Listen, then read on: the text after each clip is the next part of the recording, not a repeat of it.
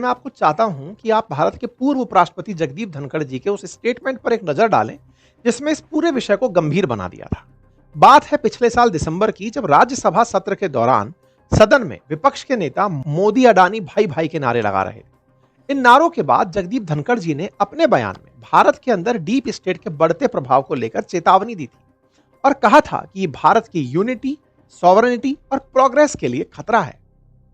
अब धनखड़ जी के इस बयान के पीछे कितनी हकीकत है, इसको हम हाल ही में हुई कुछ घटनाओं से समझने की कोशिश करेंगे, लेकिन उससे पहले थोड़ा डीप स्टेट की पूरी कहानी को खंगाल लेते हैं और आखिर ये सब हुआ कैसे और ये कहां यहां तक पहुंचा जानते हैं। साथियों, डीप स्टेट की शुरुआत की कहानी जुड़ती है 1950 के बाद हुई कुछ बड़ी घटनाओं से, जिन्होंने अलग अलग देशों की सरकार को गिराया या गिराने की पूरी कोशिशें की। पहली घटना है साल 1953 में हुए ईरान के तख्तापलट की, जिसके लिए अमेरिका की खुफिया एजेंसी CIA और ब्रिटेन की MI6 को जिम्मेदार माना गया। इस ऑपरेशन को TPAJAX नाम दिया गया था। इसका उद्देश्य था ईरान के प्रधानमंत्री मोहम्मद मोसदेक को सत्ता से हटाना। लेकिन क्यों? साथियों, इसके पीछे मोसदेक का एक ऐसा निर्णय था जिसने अमेरिका और ब्रिटेन की चिंता बढ़ा दी थी। ऐसा इसलिए क्योंकि साल 1951 में जब मोहम्मद मोसदेक ने ईरान के तेल उद्योग का राष्ट्रीयकरण किया तो इससे ब्रिटेन को बहुत नुकसान हो रहा था, क्योंकि 1951 से पहले ईरान का तेल उद्योग British company Anglo Iranian oil company संभाल रही थी, जिससे तेल उद्योग का बड़ा मुनाफा लगभग 84% सीधे ब्रिटेन की जेब में जाता था। लेकिन जब मोहम्मद मोसदेक तेल उद्योग के राष्ट्रीयकरण की बात करने लगे तो उन्होंने साफ कर दिया कि यह तेल ईरान का है, इसके व्यापार से होने वाले मुनाफे पर भी सिर्फ ईरान के लोगों का हक होना चाहिए, ना कि किसी बाहरी देश का। मोहम्मद मोसदेक के इस फैसले को ईरान की जनता का पूरा समर्थन मिला। तेल उद्योग के राष्ट्रीयकरण से ब्रिटेन को तो भारी नुकसान की चिंता थी ही, इसके अलावा मोहम्मद मोसदेक की नीतियों को लेकर अमेरिका को डर था कि कहीं ईरान सोवियत संघ के साथ ना चला जाए, और ऐसे में मोहम्मद मोसदेक को सत्ता से हटाने की योजना बनाई गई, जिसके लिए CIA ने ईरान में विरोध प्रदर्शन को उकसाया, मोहम्मद मोसदेक के खिलाफ मीडिया प्रचार का सहारा लिया, राजनीतिक अस्थिरता फैलाने के लिए गुप्त ऑपरेशन चलाए। इस पूरे ऑपरेशन में स्थानीय एजेंट और नेताओं को पैसे और समर्थन दिया जाता रहा। परिणाम यह हुआ कि ईरान में तख्तापलट हुआ, जिसके बाद शाह मोहम्मद रजा पहलवी को सत्ता में वापस लाया गया, जो एक तानाशाह होने के साथ साथ अमेरिका और ब्रिटेन के इशारों पर चलने वाले लीडर थे। साथियों, 1953 में CIA के इशारे पर हुए इस तख्तापलट के 60 साल बाद 2013 में खुद CIA ने इस बात को माना था कि ईरान के इस तख्तापलट के पीछे उसी का हाथ था। इस घटना के एक साल बाद 1954 में लैटिन अमेरिकी देश ग्वाटेमाला और साल फिर 1961 क्यूबा में इसी तरह की एक बड़े सरकार विरोधी घटना हुई। इनके पीछे भी अमेरिका की खुफिया एजेंसी CIA का हाथ माना गया, और ऐसा इसलिए क्योंकि ग्वाटेमाला और क्यूबा में जब ये घटनाएं हुई तब ये दोनों देशों में कम्युनिस्ट विचारधारा की तरफ झुकाव हो रहा था। इसी समय पर अमेरिका और सोवियत संघ में कोल्ड वॉर भी चल रहा था। ऐसे में अमेरिका को लैटिन अमेरिका में कम्युनिस्ट विचारधारा का मजबूत होना एक बहुत बड़ा खतरा महसूस हो रहा था, जिसको खत्म करने के लिए एक खुफिया मिशन के तहत दोनों देशों में चल रही कम्युनिस्ट विचारधारा वाली सरकारों को गिराने का प्रयास किया गया। इसके बाद 1951 में ग्वाटेमाला की सरकार तो गिरी, लेकिन साल 1961 में क्यूबा की सरकार गिराने के लिए CIA का प्रयास फेल हो गया। साथियों, क्यूबा में किए गए इस हमले को बे ऑफ पिग्स नाम दिया गया था। जब इस हमले को अंजाम दिया गया तब क्यूबा के राष्ट्रपति थे फिदेल कास्त्रो, जिन्होंने अमेरिका से दूरी बनाकर सोवियत संघ से दोस्ती कर ली थी। इसी दोस्ती को खत्म करने के लिए बे ऑफ पिग्स हमले को अंजाम दिया गया। क्यूबा में विद्रोह करवाए गए, लेकिन फिदेल कास्त्रो ने इस विद्रोह को इतनी अच्छी तरीके से कुचला कि बे ऑफ पिग्स हमला अमेरिका की विदेश नीति की सबसे बड़ी गलती में से एक बन गया। और यह सिर्फ अफवाह नहीं थी कि अमेरिका दूसरे देशों की सरकारों को गिराने के लिए ऐसे खुफिया ऑपरेशंस को अंजाम दे रहा था, बल्कि ग्वाटेमाला में हुए विद्रोह के बाद न्यूयॉर्क टाइम्स के वाशिंगटन ब्यूरो चीफ जेम्स रेस्टन ने भी यह बात मानी थी कि मीडिया ग्वाटेमाला और अन्य मामलों में अमेरिकी हस्तक्षेप के बारे में जो भी जानते थे उसका बड़ा हिस्सा कभी लोगों के सामने नहीं आया। लेकिन साथियों, इन तीनों बड़ी घटनाओं का होना इतना आसान नहीं था जितना सुनने में लग रहा है। जरा सोचिए कि एक देश के लोगों को अपनी ही पुलिस आर्मी के खिलाफ खड़ा करना, लोगों को अपने लीडर और सरकार के खिलाफ लाना, लोगों से उनके ही देश में दंगे करवाना, अपने ही लोगों का कत्लेआम करने के लिए उकसा देना, वो भी बिना किसी को पता चले। कितना मुश्किल काम है ये।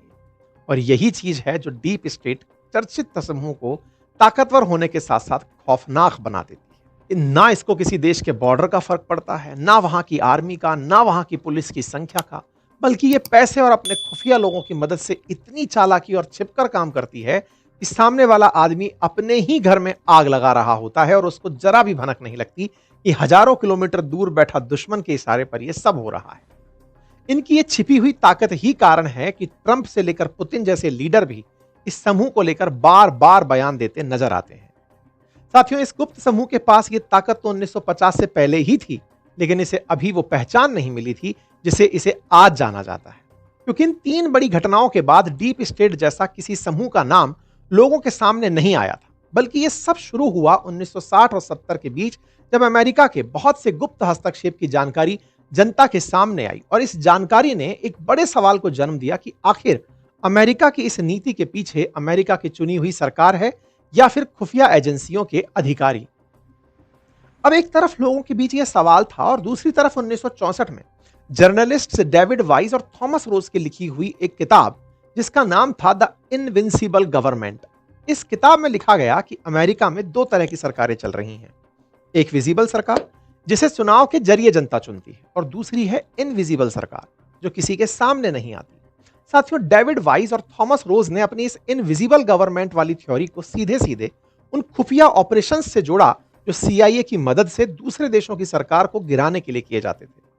मतलब सीआईए के कुछ लोग ही किताब में बताई गई इनविजिबल गवर्नमेंट को चला रहे थे, और यही वो इनविजिबल गवर्नमेंट थी जो दुनिया भर के देशों में दंगे, सरकार गिराने के काम को अंजाम दे रही थी, सिर्फ और सिर्फ अमेरिका के हितों को साधने के लिए। यानी ये कहना भी गलत नहीं होगा, यही वो लोग थे जिन्होंने आज की सुपर पावर अमेरिका की नींव रखी। क्योंकि अगर ये ना होते तो अमेरिका और सोवियत संघ का कोल्ड वॉर कुछ अलग ही परिणाम लेकर सामने आता। और इस बात से आप ये अंदाजा लगा सकते हैं, क्योंकि यह दावा किया जाता है कि डीप स्टेट की ताकत के सामने अमेरिका के राष्ट्रपति की ताकत भी कम पड़ जाती है। और इस दावे को और ज्यादा मजबूत बना देता है जॉन एफ कैनेडी का मर्डर केस। कहा जाता है कि 1961 में क्यूबा में हुए मिशन के फेल हो जाने के बाद जॉन एफ कैनेडी और सीआईए के बीच कुछ बहस हो गई, जिसके बाद कैनेडी ने चर्चित इनविजिबल गवर्नमेंट के प्रभाव को कम करने के उद्देश्य से सोवियत संघ और क्यूबा के साथ शांति स्थापित करने की कोशिश की। लेकिन कैनेडी के इस प्रयास ने सीआईए की इनविजिबल गवर्नमेंट को गुस्सा कर दिया, जिसके कुछ दिन बाद कैनेडी की हत्या कर दी गई। साथियों, ऐसा कई बार हुआ कि इस हत्या का दोषी सीआईए को माना गया। कैनेडी की हत्या के अगले साल ही प्रकाशित हुई द इनविजिबल गवर्नमेंट किताब में किए गए दावों के बीच पहली बार डीप स्टेट जैसे किसी समूह के होने की बात सामने आने लगी। फिर साल 1967 में रैम्पार्ट मैगजीन में यह खुलासा हुआ कि सीआईए ने खुफिया रूप से नेशनल स्टूडेंट एसोसिएशन को खड़ा किया था, ताकि इसकी मदद से नए नए उभर रहे अंतर्राष्ट्रीय छात्र आंदोलनों को लिबरल और कम्युनिस्ट विचारधारा के विरोध की तरफ धकेला जा सके।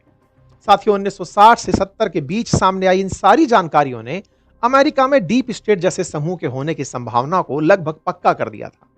लेकिन साल 1970 से लेकर आज 2025 में, यानी कि 55 साल बाद, डीप स्टेट की जो नई बहस शुरू हुई है, उसके पीछे दूसरी घटनाओं का हाथ है जो पिछले कुछ सालों में हमारे सामने आई है। सबसे पहली घटना साल 2013 की, जब यूक्रेन यूरोपियन यूनियन और अमेरिका के प्रभाव से दूर होकर रूस के करीब हो रहा था। इस समय यूक्रेन के राष्ट्रपति थे विक्टर यानुकोविच। यूक्रेन की रूस से बढ़ती नजदीकियां यूरोप समेत अमेरिका को परेशान कर रही थी। यही सेम चीज हमें ग्वाटेमाला, क्यूबा और ईरान के साथ भी दिखी थी। तो यहां पर अमेरिका की तरफ से यूक्रेन के छात्र संगठन और एनजीओ को फंडिंग दी जाना शुरू हुई। 2013 के नवंबर में यूक्रेन सरकार के विरोध में प्रदर्शन शुरू हुए, जो धीरे धीरे बढ़े। बाद में ये प्रदर्शन पूरे यूक्रेन में होने लगे। इसे नाम दिया गया रेवोल्यूशन ऑफ डिग्निटी।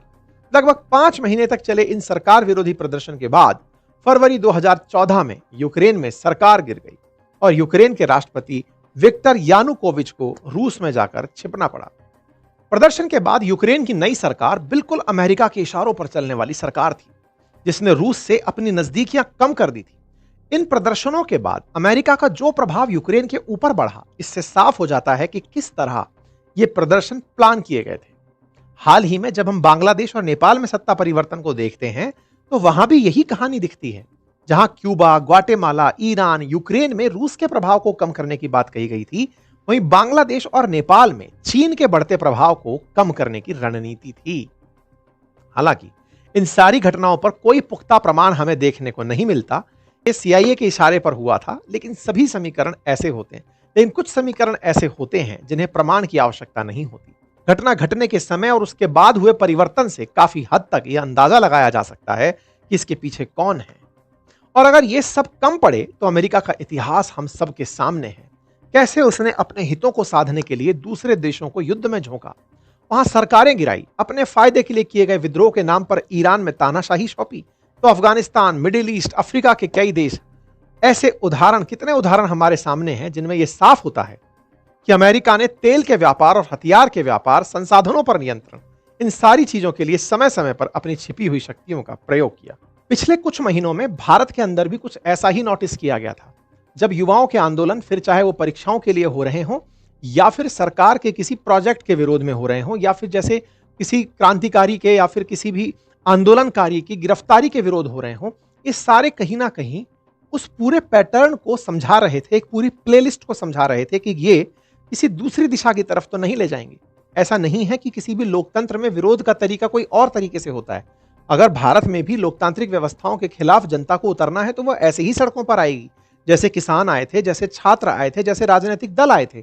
लेकिन ये अगर कंट्रोल से बाहर निकल जाएं तो सरकार को पलट देते हैं। भारत में विरोध का इतिहास लंबा रहा है, सरकारें बदली हैं, और सरकारें बदलना लोकतंत्र में कोई पाप नहीं होता। लेकिन ये किसी और देश के लाभ के लिए हो तो फिर वो आपको बुरा झटका देता है। डीप स्टेट भारत में जब चर्चा का विषय बनता है तो इसे देखने का तरीका मात्र एक यही होता है कि कहीं इसके पीछे अमेरिकी हित या फिर रूसी हित तो नहीं है, हमें कहीं पपेट बना के तो नहीं खेला जा रहा है। इसी तरीके से भारत में डीप स्टेट सुर्खियों में बना रहता है। हाँ, आप जरूर इसे इस तरह से भी कह सकते हैं कि डीप स्टेट का नाम लेकर के सरकार अपनी मनमानी भी तो कर सकती है। बिल्कुल सही कह रहे हैं। जैसा कि पुलिस का नाम लेकर के बहुत बार अपराधी अपराध कर जाते हैं, बिल्कुल वैसे ही डीप स्टेट का नाम लेकर सरकारें भी अपनी ताकत का मिसयूज कर सकती हैं। लेकिन सच क्या है, ना तो डीप स्टेट के बारे में किसी को पता, और सरकारें काम सही में कैसे करती हैं ये भी शायद ही किसी को पता हो। बाकी आप लोग इस विषय पर क्या सोचते हैं, अपनी राय कमेंट बॉक्स में जरूर दीजिएगा। जानकारी पसंद आई हो तो साथियों से अवश्य साझा करिए। चैनल पर नए हैं तो सब्सक्राइब कर लीजिए।